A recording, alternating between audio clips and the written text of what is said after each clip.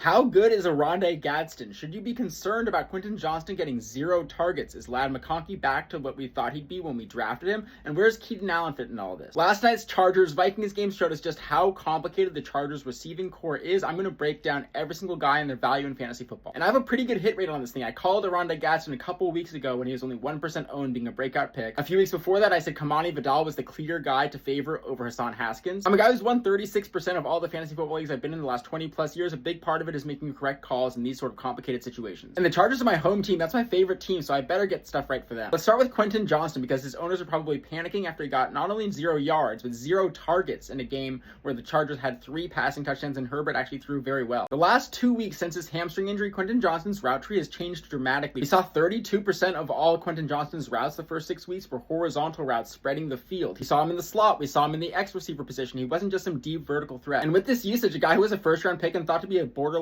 bust was all of a sudden a wide receiver 1 in fantasy. But the main issue here is that he's gone back to being a primarily vertical receiver. His horizontal routes run has gone down to 22%. His vertical routes run has doubled to 64%. If you're curious where I rank all these guys, you can view my season-long rankings updated every single day at fansports.com. I want to give you the best rankings on the internet to help you win your league. I tend to differ a bit from most fantasy experts. I think that's part of what has led to my success. And people might think that Gadsden is taking all of his receptions, all of his receiving looks, but that's actually not the case based on the data. It's actually an uptick in Ladd McConkey and Keenanallen getting some of these horizontal routes that Quentin Johnston was getting earlier. But here's the thing, this is only a 2-game sample size for Quentin Johnston. He still ran 27 routes to Ladd McConkey's 29. He's still going to be a favored receiver in this offense. The receiver I'm actually most worried about right now in the Chargers is Keenanallen. Keenanallen only had 1/3 of the number of snaps as Oronde Gadsden this game. He only had 18 snaps and 17 routes run. Basically was just employed in big third downs and in the red zone. And this makes sense for an older wide receiver to get a little bit of load management. We're going to see this often, especially when the Chargers are leading in games. You can still employ him as a wide receiver 3, but he is definitely below Quentin Johnston and Ladd McConkey in the receiving order. As for Ladd McConkey, I'm the only expert I know who didn't really drop him at all based on the early season struggles. Overall, it was a positive for me that the Chargers were throwing the ball a lot more, becoming more of a pass-first offense than we might have expected. So he's securely back in the top 15-ish wide receivers, though no, he will still have some bad weeks like Quentin Johnston did this week because of game plan. Now for Oronde Gadsden, how high should you rank him at tight end? He had the most snaps and most routes run of any receiver on the Chargers this last game. 94% route participation is elite after it kept climbing week after week. Heck, Oronde Gadsden Sr. was a wide receiver on the Dolphins, so he's got that wide receiver build in his DNA. Only thing to keep in mind is that the Chargers have not had their bye week yet. They played on Thursday, so they were talking about him actually having 2 fewer games than a guy like Tucker Kraft who's already had his bye. But I still have Gadsden high in my rankings. He's basically where he was before this week as a top 8 tight end. Again, check out where I rank all these guys along with other notes and features at my site fansports.com. I really appreciate all the really positive things that thousands of you who have signed up have already said about it. Really appreciate you also spending a few valuable minutes of your day with me here. I'll see you in the next one. Stay learning. Peace.